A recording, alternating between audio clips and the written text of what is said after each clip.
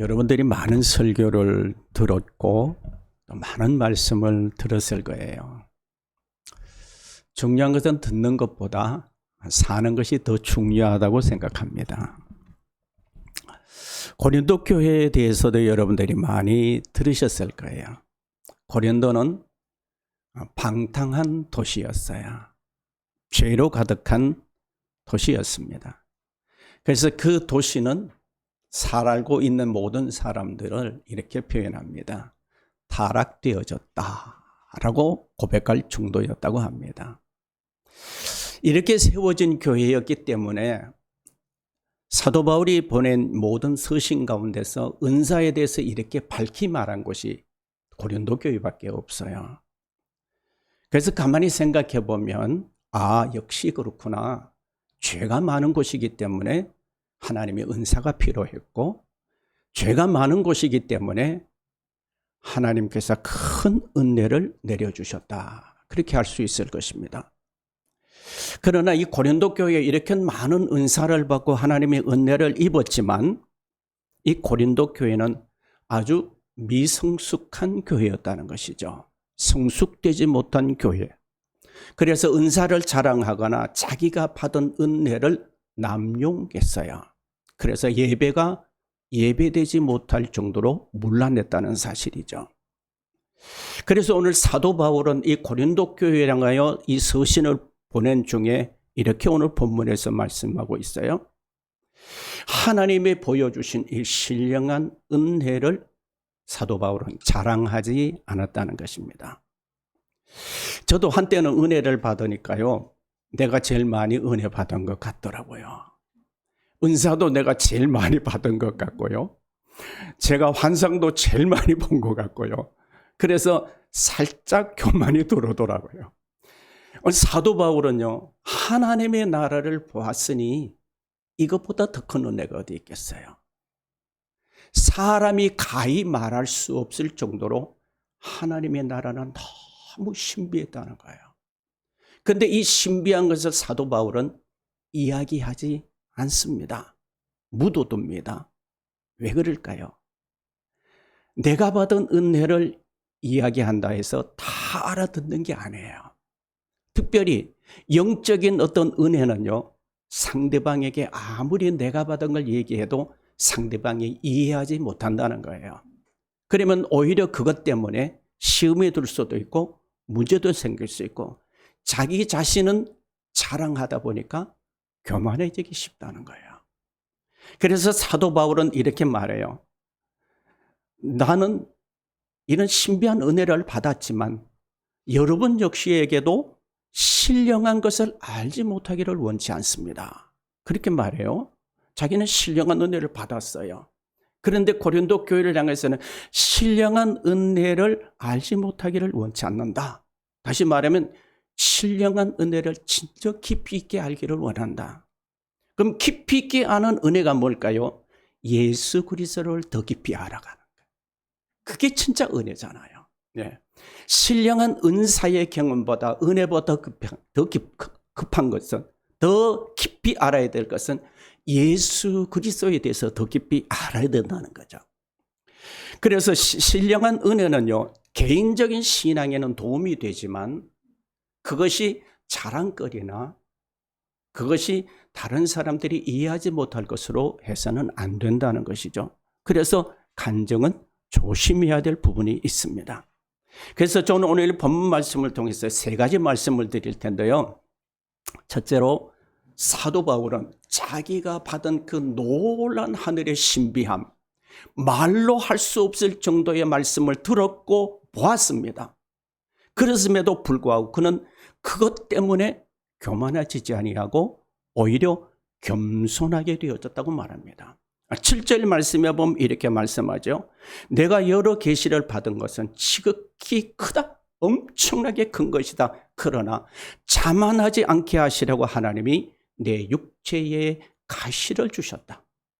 그래서 나는 나 자신을 쳐서 자만하지 않게 되어졌다고 고백합니다. 이 자만이라는 말은 휘페라요라는 단어로서요, 스스로 높아진다는 뜻이 있어요. 그리고 오만하다는 뜻이 있어요. 다시 말하면 하나님이 이 놀라운 은혜를 입고 나니까 그가 오만해질 수밖에 없고 스스로 자기 자신을 드러내고 높일 수밖에 없는 환경 속에 처하게 됐지만, 그러나 하나님이 주신 가시로 인해서 내가 겸손하게 되어졌다, 그렇게 말합니다. 이 세상에는 어떻습니까? 더 많은 것을 가지고 더 좋은 것을 가지게 되면 큰 소리치는 세상 속입니다. 권력에 가진 사람은 그 권력을 가지고 힘없는 사람들을 압제하기도 합니다. 배운 사람은 배우지 못한 사람을 무시하기도 합니다. 물질이 있는 사람은 가난한 사람을 종으로 부리려고 합니다. 그러나 하나님이 이 지은 세상은 강한 자만이 살도록 하지 아니하셨다는 것이죠. 왜냐하면 강한 자도 약한 것이 있기 때문에 그렇습니다. 사도 바울을 보면 사도 바울은 가말리엘 문화에서 최고의 학문과 율법을 배웠어요. 그는 엘리트였습니다. 학문이 깊었고 가문도 좋았던 것으로 보여져요. 그는 자랑할 것이 참 많았지만 예수님을 만나니까 세상 자랑이 다 사라졌다는 거예요. 세상 다 사라졌어요. 신비한 하나님의 나라를 보았지만 그것이 그에게도 자랑거리는 아니었다는 거예요. 오히려 사도 바울에게는 치명적인 약점이 하나 있었어요. 치명적인 약점. 그것이 뭔가 하면 사도 바울의 육체적인 질병이었습니다. 많은 연구가들은 그렇게 말합니다. 안질이었을 것이다, 아니면 간질이었을 것이다, 그렇게도 말하는 분들이 계십니다. 성경이 기록하지 않았기 때문에 어떤 질병인지 우리는 확실하게 말할 수는 없어요. 그렇지만 이 질병을 위해서 바울은 많이 힘들어했어요. 너무 힘들어했어요. 고통스러워했습니다. 이제 우리 성도님들 가운데 그런 분이 있어요. 예수 믿는 사람은 좀 잘 돼야 되는데 예수 믿는 사람이 어려움을 겪으면 예수님한테도 나타나지 않겠느냐, 예수님이 드러내려면 좀 잘 돼야 되지 않겠느냐. 물론 그 말이 맞기도 해요. 그렇지만 꼭 맞는 건 아니죠. 사도 바울도 얼마나 사도 바울 통해서 기적이 많이 일어납니까? 귀신이 쫓겨나가고 병든 자가 고침받아요. 근데 놀라운 일은 자기 병은 못 고친다는 거예요. 남의 병은 고쳐요. 하나님의 능력의 역사가 나타나요. 근데 자기 병을 못 고쳐요. 그래서 하나님 앞에 참 이 가시를 어떻게 안고 살아야 되느냐. 그 고통 가운데 있으면서 이 가시 때문에 내가 낮아지는구나, 가시 때문에 내가 겸손해지는 것을 깨닫게 되죠. 그가 7절 말씀에서 사단의 가시다, 마귀의 가시다, 그렇게 말할 정도라면요, 그 고통이 심했다는 거죠. 사도 바울이 이 서신을 보낼 때도 자필로 쓴 서신이 별로 없잖아요. 거의가 대필이었어요. 그렇다고 한다면 얼마나 고통스러웠겠습니까? 만약에 그에게 가시가 없었다면 높아질 수밖에 없었을 것입니다. 그러나 그가 낮아짐으로 주님이 그를 통해 더 크게 나타났다는 것이죠. 얼마 전에 그 김병만 씨에 대해서 조금 나오는 걸 봤어요. 김병만 씨가 아버지가 너무 가난했고 아주 가난한 데서 살아나서 세상 사람들에게 멸시와 천대를 참 많이 받았대요.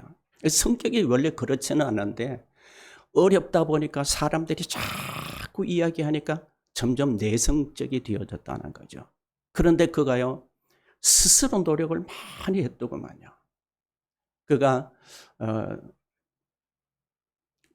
얼마나 노력을 했는지 25개의 자격증을 딸 정도고 정글의 신이라고 부를 정도로 그는 대단한 사람이 되어졌어요. 그리고 지금은 수십억의 재산을 가진 사람이 되어졌어요. 그는요, 자기의 약점, 없는 것 때문에 그는 더 강해졌어요. 그러니까 우리가 이 땅에 살아가는 동안에 보면 중요한 게 뭔가 하면요, 약점 때문에 뭘 못한다 하는 것은요, 불신자의 말이에요. 약점 때문에 더 잘할 수 있어요. 저도 약점이 많은 사람이에요. 저도 허물이 많은 사람이에요. 그래서 주님만 붙잡는 거예요. 주님은 나의 비빌 언덕입니다. 주님 아니면 살아갈 수 없습니다. 그렇게 할 때 주의 은혜가 내게 머무는 것을 경험하게 됩니다. 사실 이 목회자의 길이라고 하는 것이 사실 쉽지 않는 길이죠. 어디 가서 땅 파고 땀 흘리고 이거는 쉬워요. 내 육체적 노동만 하면 되지만. 그러나 목회자로서 살아가는 것은 영혼을 책임져야 될 입장이 있잖아요. 그러다 보니까 마음의 짐이 많은 거죠. 늘 무릎 꿇어야 하고 눈물로 기도해야 되고 그리고 하나님의 뜻을 따라서 살아야 하고. 그래서 겸손이라고 하는 것은요, 예수 그리스도가 진실로 내 안에 오셔서 나와 함께 할 때 진정 겸손해질 수 있는 것 같아요. 겸손은 사람들과의 관계 속에서도 마음을 편안하게 하고 그 사람의 마음의 문을 활짝 열게 하게 되죠. 마태복음 11장 29절에서 30절 말씀에 보면 나는 마음이 온유하고 겸손하니 나의 멍에를 메고 내게 배우라 그러면 너의 마음이 쉼을 얻으리니 이는 내 멍에는 쉽고 내 짐은 가벼움이라. 주님의 이 말씀을 가만히 우리가 해석하고 묵상하고 보면요, 겸손은 배워야 한다는 것을 알게 해줘요. 겸손도 배워야 돼요. 디모데서 4장에 보면은요, 경건의 연습을 하라고 말씀하잖아요. 그래서 그리스도인의 삶은요, 끊임없는 훈련의 과정이에요. 기도도 훈련이고요, 전도도 훈련이고요, 말씀 배우는 것도 훈련이고요. 훈련 없이는 우리가 성장할 수 없다는 것처럼 겸손도 배워야 한다고 그러죠. 그래서 주님이 내게 와서 배워라. 주님을 배워라. 그렇게 말씀하죠. 그래서 겸손한 사람은 배우려고 힘쓰고요, 주님의 가르침을 따르려고 힘쓰게 되고요, 그리고 주님 앞에 내 무거운 짐들을 다 내려놓는다는 거예요. 내 죄의 짐도 있고 내 인생의 무거운 짐도 있고 그 짐들을 주님 앞에 다 내려놓게 되어져요. 그러면 주님이 나에게 진정한 평안을 허락해 주시는 것이죠. 두 번째로 바울은요, 이 약한 것 때문에 간절히 기도했습니다. 8절 말씀에 보면 이것이 내게서 떠나게 하기 위해서 내가 3번 주께 간구했다. 바울이 3번 기도했다고 하는 것은 이거 일반적인 기도가 아니에요. 어쩌면 목숨 건 기도예요. 하나님, 내가 다른 사람을 통해서는 병자를 고치고 기적도 일어나는데 왜 나는 이렇게 고통스러워야 됩니까? 이 질병 때문에 고통스러워야 됩니까?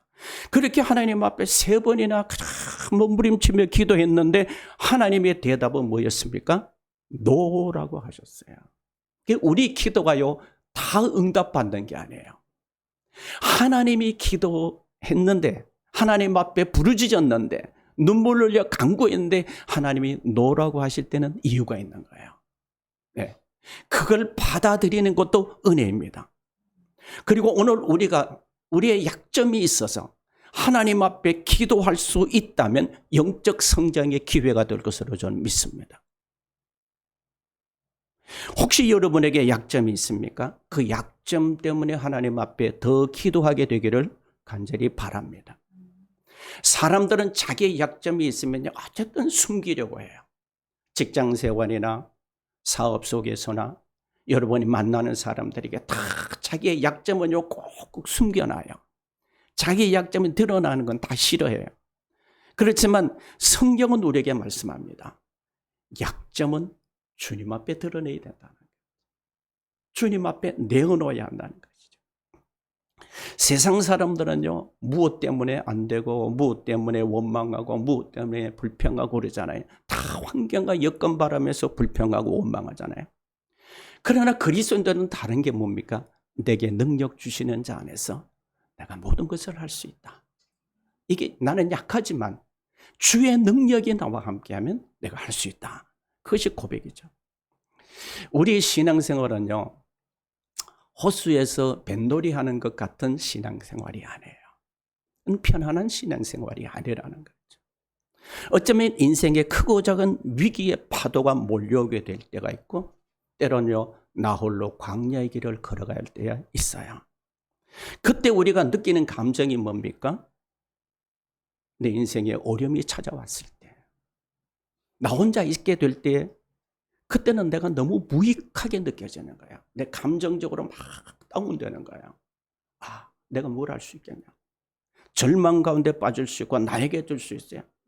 그 약함 때문에 하나님 앞에 무릎 꿇을 때 우리가 강해진다는 거죠. 네. 강해져. 우리의 약함을 무너뜨리는 문제들이 있지만 하나님을 더 깊이 찾을 수 있는 기회도 된다는 거죠. 그래서 위기가 기회가 되는 거예요. 인생의 위기가 기회가 되는 거예요. 그 고난을 통해서 뭘 배웁니까? 내 인생에 고난이 찾아왔을 때 무릎 꿇어 기도하면 하나님이 나를 사랑하는 것을 경험해요. 하나님. 그때 이렇게 하나님이 내 이름을 불러주실 때 있죠. 사랑하는 아들아. 그 한마디면요. 다 해결돼요. 내 마음에 하나님의 평안이 오고 하나님이 나를 사랑하신다는 건 느껴지기만 하면 내 짐이 무거운 게 아니에요. 너게 감당할 수 있는 능력으로 나가요. 고난이 내게 아픔이 되겠지만 오히려 내 영성을 키울 수 있는 기회가 되는 거죠. 모세를 보십시오. 모세는 40년 동안 궁중 생활을 하다가 노예 생활하는 자기 동족을 바라봤을 때 그래 내가 이 동족을 살릴 수 있어. 그랬던 것이 오히려 한 살인자가 되어졌잖아요. 그는 광야의 40년 동안에서 내가 할 수 있다는 것이 다 내려놓게 되어졌어요. 자기가 다 내려진 거예요. 자신의 힘으로 할 수 없다는 것을 깊이 절감하게 됩니다. 제가 목회하면서도 그래요. 목회는 하나님이 하신다. 내가 하는 게 아니더라는 거죠. 하나님이 하세요. 하나님이 힘들게 고난의 과정을 겪게 하실 때도 있지만 하나님이 확 열어놓을 때가 있어요. 네. 제가 목회를 하다 보니까 30명에서 제발 50명만 넘었어요. 50명 되면 제발 100명이 넘었으면. 그러니까 숫자가 자꾸 보여요. 성도 숫자 많고 적고. 그런데 하나님이 이렇게 훌쩍 넘어가게 하니까요. 숫자가 사라지더라고요. 네. 숫자가 사라져요. 그러면서 더 느끼는 게 영혼의 귀중성. 영혼의 귀중성. 모세가 이 광야에서 뭘 배웁니까? 분노를 조절할 수 있게 되어져요.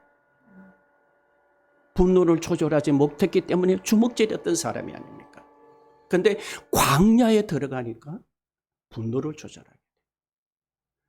그래서 그 광야에서 뭘 배웁니까? 온유함을 배워요. 주님의 온유를 배운 거예요. 그래서 하나님께로부터 인정받아요. 이 세상에 온유한 자가 모세 같은 사람이 없었다. 옛사람을 벗어버린 모세를 통해서 하나님은 큰 구원의 역사를 이루어내셨다는 거죠. 내가 할 수 없어요? 난 못해요? 할 때 하나님이 그를 쓰셨다는 거예요. 내가 할 수 있다고 할 때는 하나님이 안 쓰셨는데 내가 할 수 없다고 할 때는 하나님이 쓰셨다는 거죠. 복음교회가 이제 4년째가 되어졌는데 눈에 보이는 부흥이 없잖아요. 혹시나 실망되십니까? 혹시 낭망되시진 않았나요?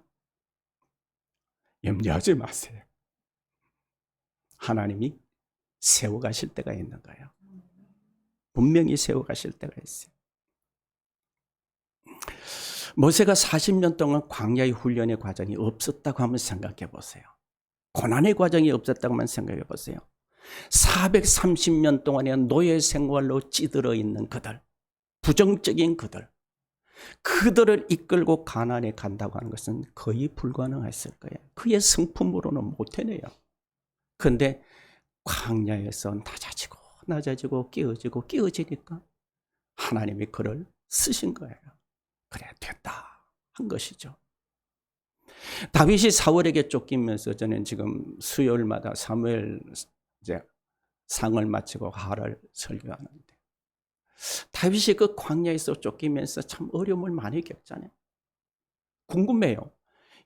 600명이나 자기를 따르는 사람들이 있는데 어떻게 먹였을까? 생각해 보셨나요? 광야에서 어디서 양떼 구해서 그 600명 먹였겠어요? 성경은 기록하지 않았지만 우리가 상상해 보면요, 그게 얼마나 어려운 일이겠어요. 지도자로서 먹여야 되잖아요. 왕이잖아요. 지금 하나님이 세우셨기 때문에 왕인데 쫓겨다니는 거예요. 하나님은 인정한 왕인데 세상 왕에게 쫓겨다니잖아요. 그런데 그는 식량을 구하는 것도 어렵고 그가 생명의 위기도 겪고 그러면서도 그 과정 속에서 얻어진 게 하나 있다고 생각해요. 뭔가 하면 언제나 하나님께 묻는다는 거예요. 내가 앞서가지 않고 하나님께 물었다는 거죠.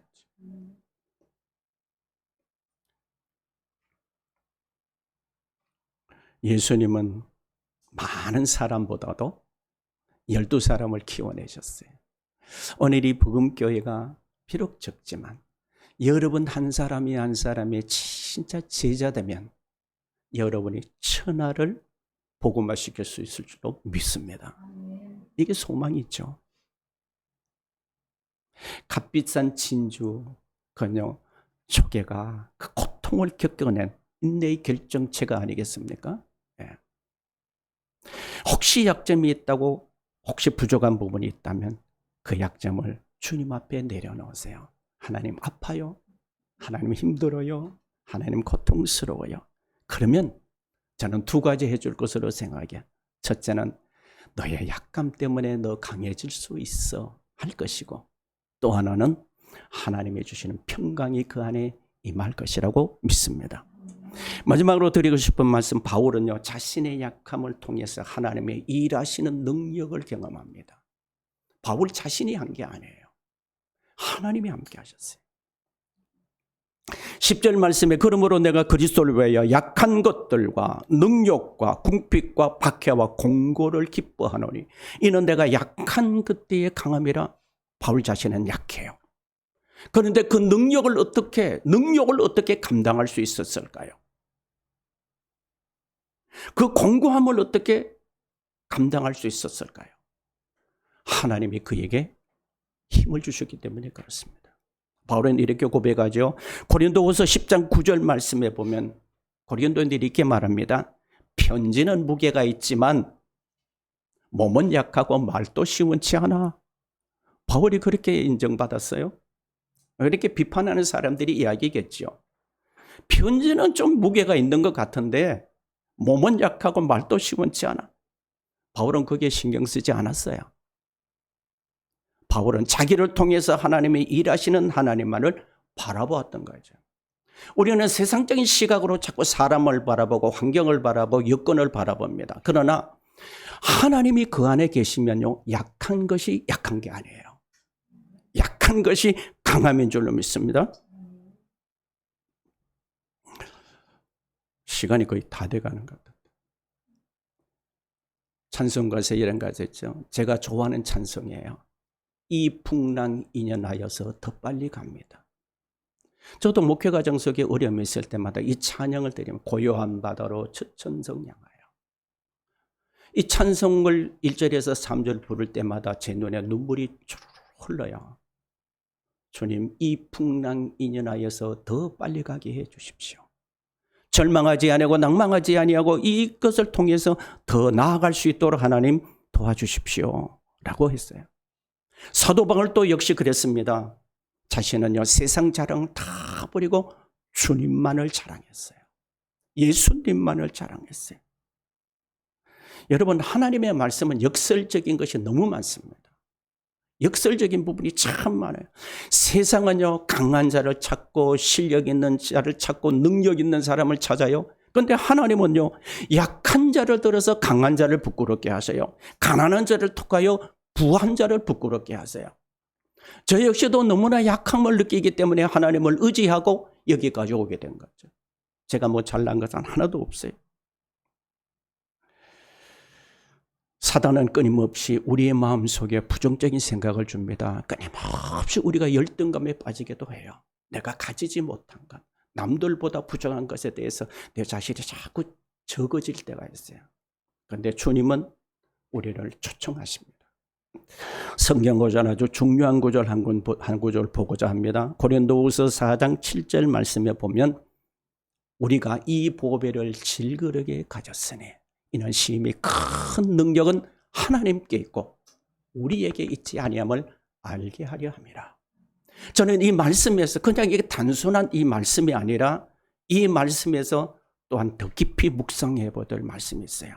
여러분, 예수님이 뭐라고 그랬어요? 예수님은 어떤 분이세요? 성경 고린도후서 4장 7절에 예수님은 보배라고 그러셨어요. 자, 그런데 우리는 뭐라고 그랬어요? 질그릇이라고 그랬어요.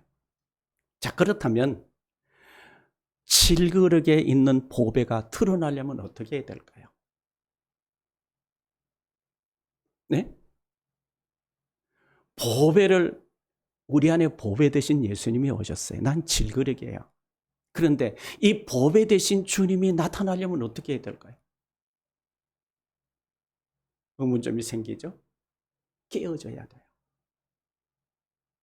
질그릇이 깨어지지 않으면 보배는 나를 통해서 나타날 수 없어요.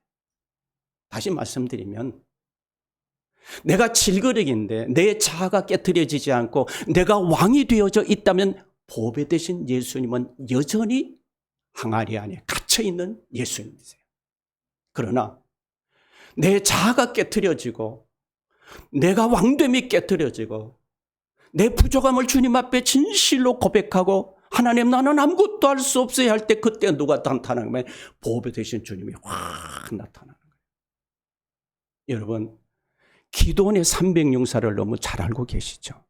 기도원의 300용사가 어떻게 합니까? 항아리에 뭘 담아가지고 갔죠? 불을 담아갔죠. 그리고 기도원이 명령하게 될 때 그 항아리를 깨트리게 될 때 뭐가 나타났어요? 불이 확 나타났어요. 그 불 보고요 원수들이 전부 서로 싸우다가 망해버렸잖아요. 예수님이 말씀하신 내용도 바로 그거죠. 너희는 세상의 빛이다. 빛 대신 주님, 보배 대신 주님이 내 안에 와 계시지만 우리는요 예수님을 가둬놓을 때가 너무 많다는 거예요. 이해가 되시나요? 나 때문에. 내가 죽어지지 않기 때문에 내가 내 주장이 있고 내가 원하는 것이 있고 내가 바라는 것이 있고 내가 기뻐하는 것이 있고 내가 왕되어지니까 보배가 안 나타나는 거예요. 그래서 주님은 가슴 아파하시는 거죠. 너를 다 내려놓으면 내가 나타날 수 있을 텐데. 저는 이 말씀을 묵상하다가 이거 깨닫게 되니까요. 그래, 맞아. 내가 왕이었어.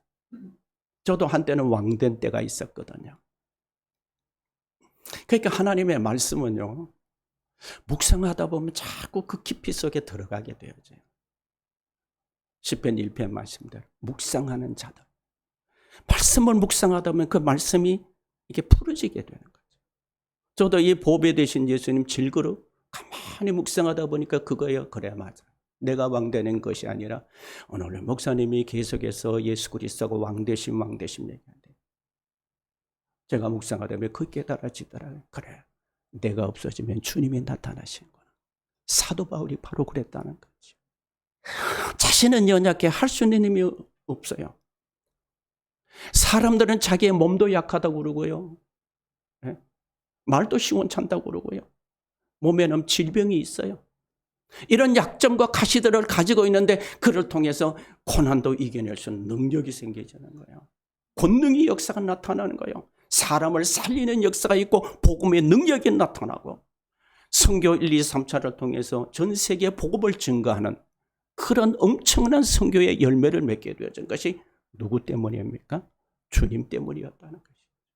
십자가의 주님, 부활의 주님만이 그에게 능력이었던 거야. 그래서 주님만을 자랑하고 주님만을 높여드리고 주님만이 내 인생의 모든 것임을 고백하고 거기에 완전히 자신을 맡기게 될 때에 하나님의 영광이 그를 통해서 나타나게 된 줄로 믿습니다. 오늘 이 본문 말씀을 통해서 우리가 오늘 이 땅에 살아가는 동안에 우리 약점이 있을 때 세상 사람들은 우리 약점을 보면 조롱할 수 있어요. 비판을 쓰는 에이 저것도 못해. 어리석어 밀어내. 세상 사람들은 우리를 향하여 어떤 말을 할지라도 그 말에 흔들리지 않을 수 있는 이유 하나는 예수님이 내 안에 계신다. 하나님이 내 아버지 되신다. 그래서 그분만 붙들면 우리는 그 약함이 강함이 되어지고 아멘. 약함이 되어지고 우리의 가시가 오히려 주님 앞에 쓰임받는 그릇이 되어지는 하나님의 귀한 도구가 되어질 줄로 믿습니다.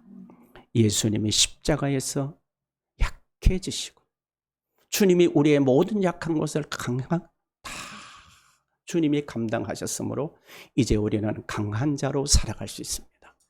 이 은혜가 여러분에게 있게 되기를, 또 이 복음교회에 있어서 하나님이 열어주시는 큰 역사가 일어날 것을 기대하며 이 말씀을 마치고자 합니다. 기도합니다. 영광